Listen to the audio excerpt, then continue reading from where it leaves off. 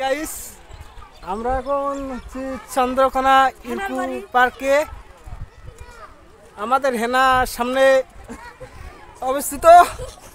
মনে হয় আমরা পৌঁছতে হেনা আমাদের পারও হইতে পারে ওপারে, তাই আমাদের আর কি করার। দেখি আমাদের হেনা কখন একটু এনজয় করে।